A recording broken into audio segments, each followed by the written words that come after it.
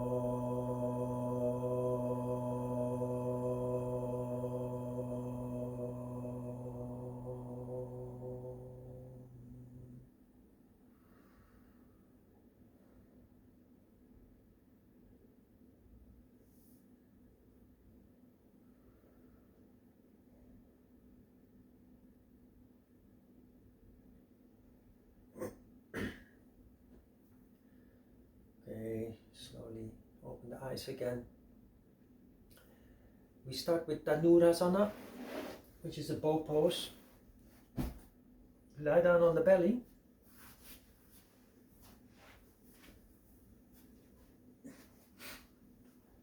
We grab the ankles, not the insteps of the feet, ankles. And once we have a grip on the ankles, we join the knees. And then we push the feet away from the buttocks. Engage actively, strongly, otherwise it doesn't work.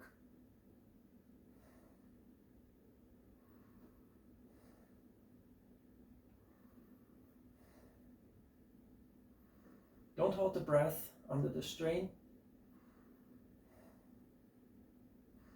And when the strain gets too big, feel free to stop anytime. Slowly come back.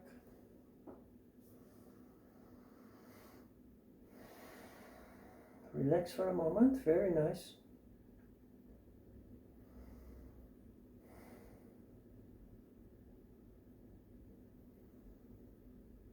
Then we have another new exercise, Bujang. Newly introduced video 27. Bujang is a cobra or a snake. Then we start without support, just like a snake. A cobra raises its head and upper body. You do the same, only then you put your hands on the ground and you push, and you do not try to keep the hips on the floor. That is not logical and not helpful at all. You fully extend the arms and the shoulders, depress the shoulders and relax the legs and the buttocks.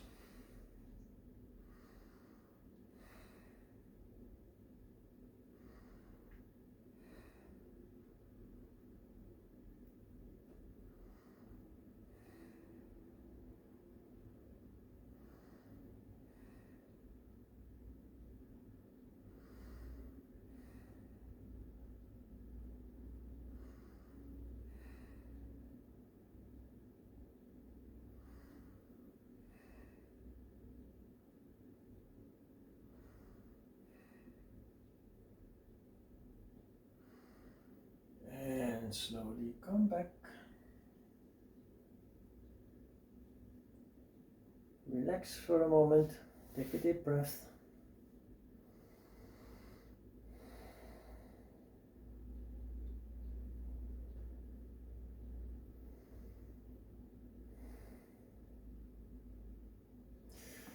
Then we have Karnapida and Supta Kona combined.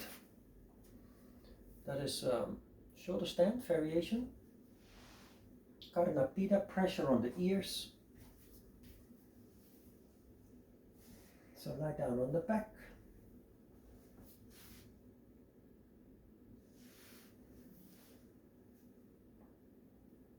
Start with Sarvangasana, the basic shoulder stand.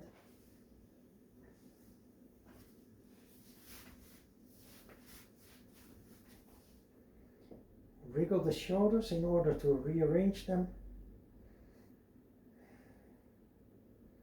so that you're actually standing on the shoulders, not on the neck.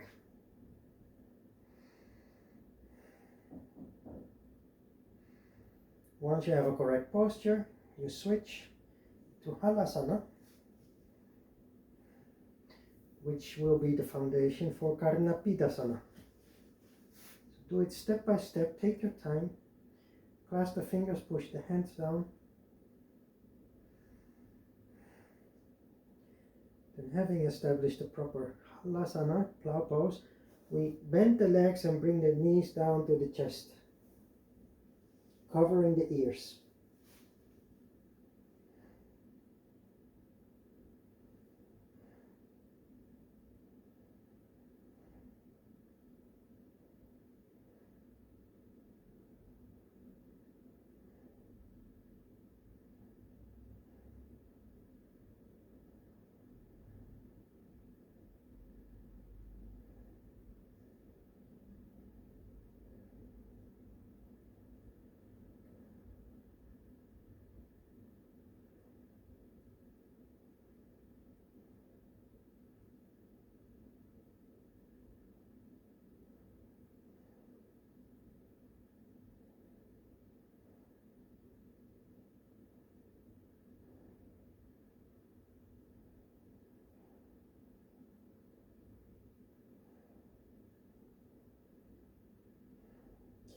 And then we have Supta Kona, inverted angle, literally inverted angle.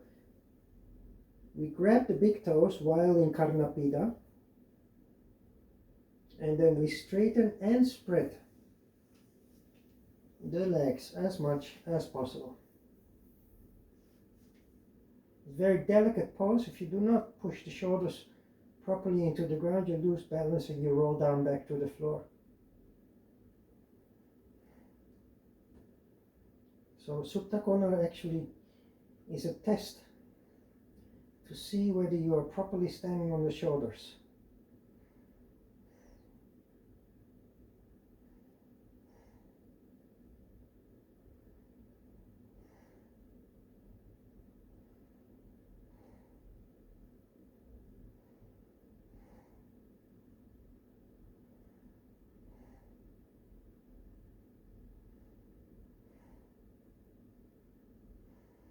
Okay, when we are done, we come back through the shoulder stand. You don't have to go through Karnapida and Hala, but you go straight up into the shoulder stand.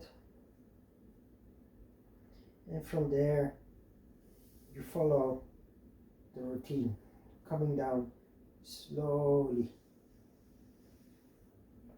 and controlled.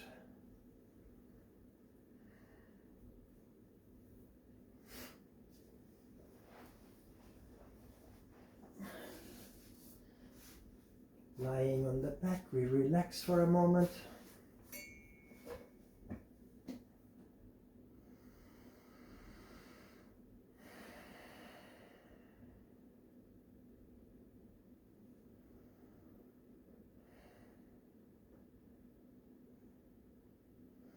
And you notice that the standing still element of the poses, which for many people seems to be a very boring engagement,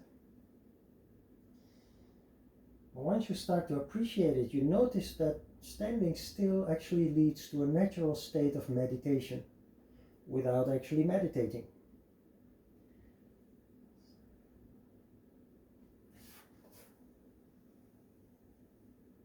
Yattara Parivattanasana. Move the hips in the opposite direction.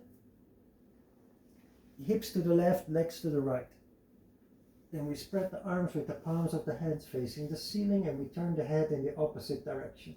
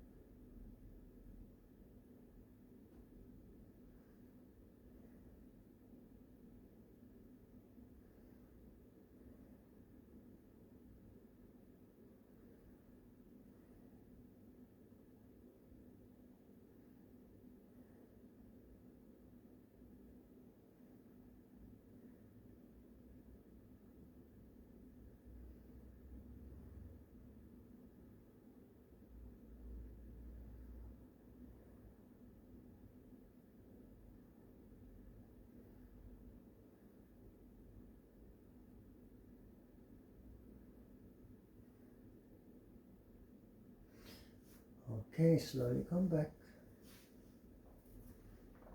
Then before you switch, just relax for a moment, allow the energy to settle down.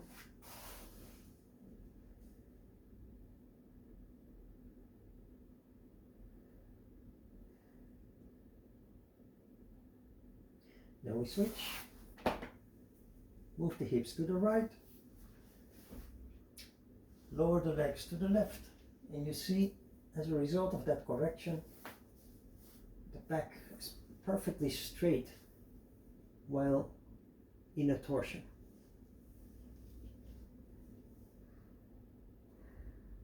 Turn the head in the opposite direction.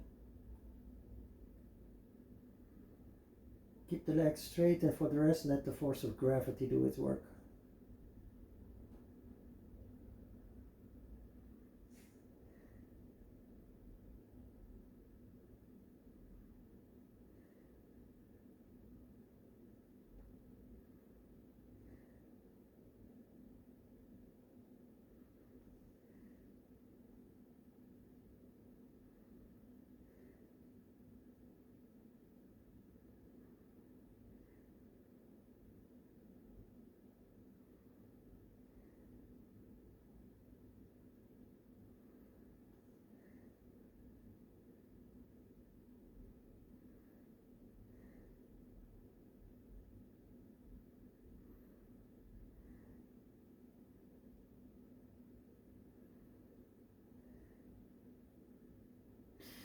And then we slowly come back.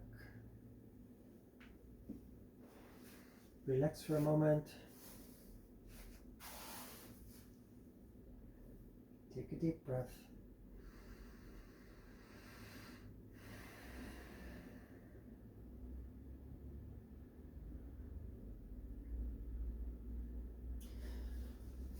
Then we have a couple of more new exercises from video 26. Yatara Parivartanasana. No. Yatara Parivartana was the spinal twist. Janushirsa. Bend one leg, angle of approximately 120 degrees. One leg straight. Then remember, we don't bend sideways. We make it as symmetric as possible. So it's asymmetric pose, but we make it as symmetric as possible, and we do that by turning straight towards this leg, and we try to bend forward in that way. You have to work with the hips, not with the back. So try to avoid bending the back.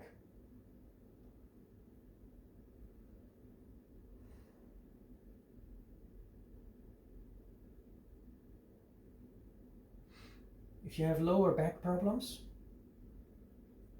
and most people have to some extent, some very minor, some very serious, if you do this pose correct, you notice that a decompression is taking place between the coccyx and the first vertebra in the lower back.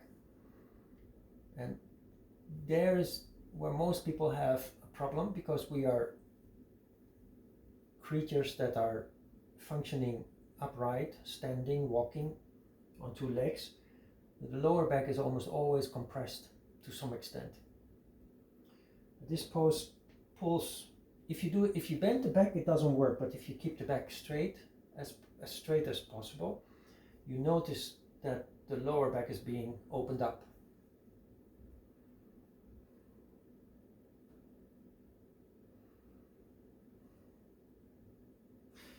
Okay, slowly come back.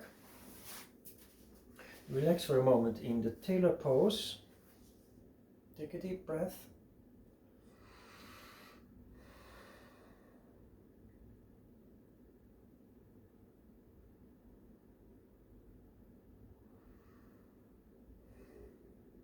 Then we switch.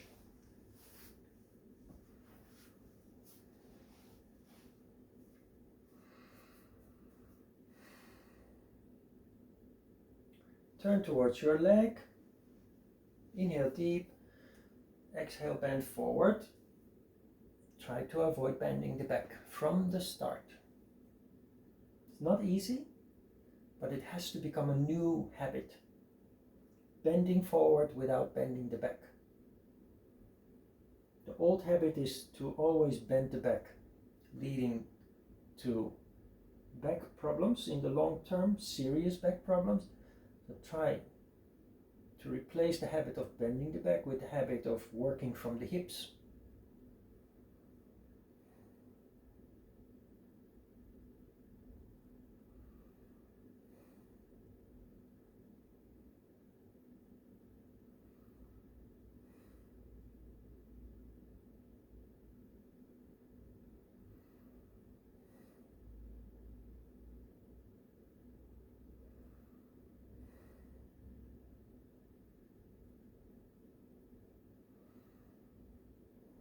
And slowly come back.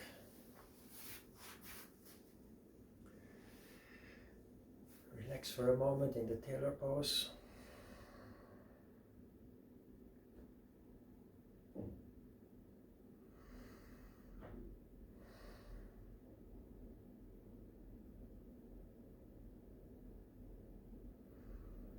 And then we finish today with Dandasana Paschimottanasana.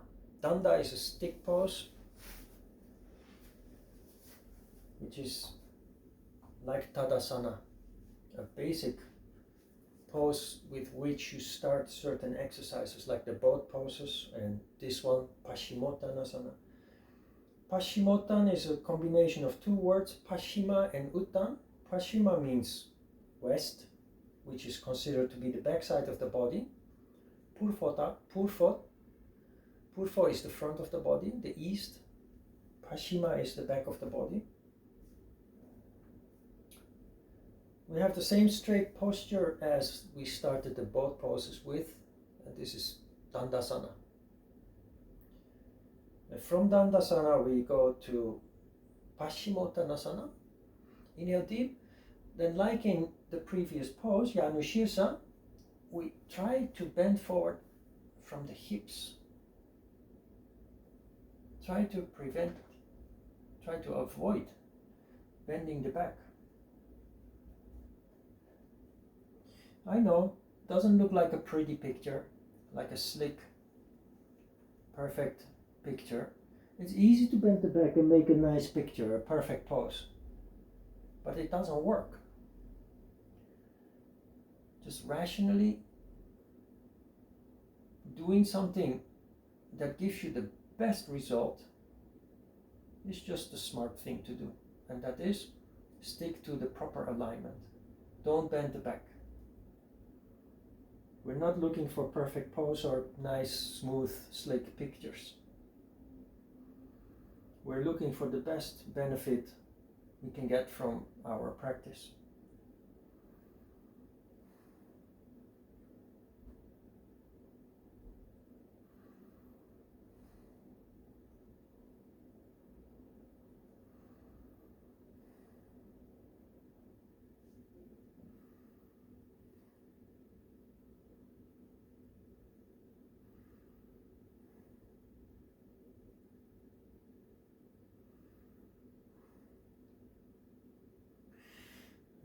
And slowly come back.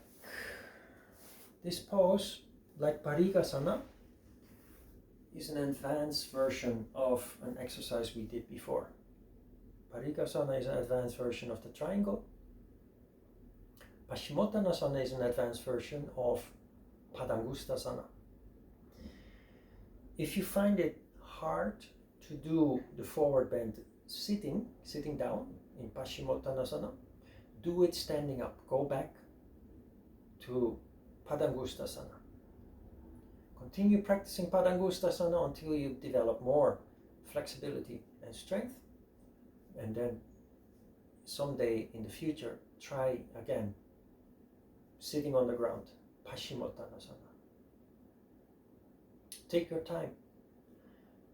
The body is a miraculous organism that adapts, that changes, is willing to change. But we shouldn't force it, because then it results in injury. Be patient, be diligent at the same time, and you will be rewarded every day seeing little and sometimes big changes taking place, improvements taking place. Okay, it's time for a short meditation. Sit straight.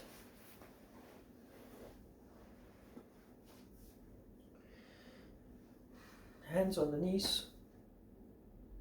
5 minutes meditation through observation. Close the eyes, breathe deep and calm. And off we go.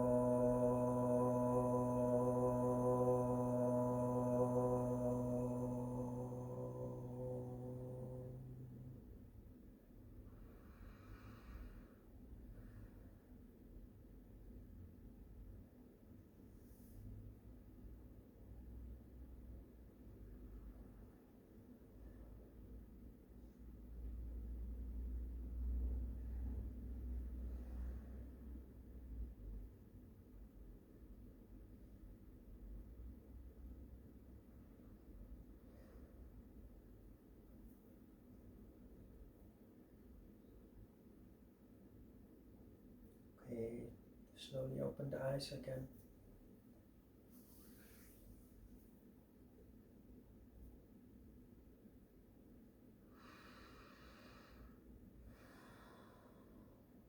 Nice. Priceless.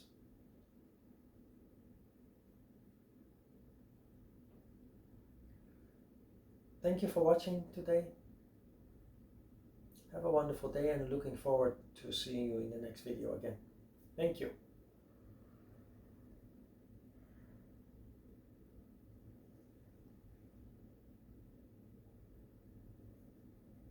Bye bye.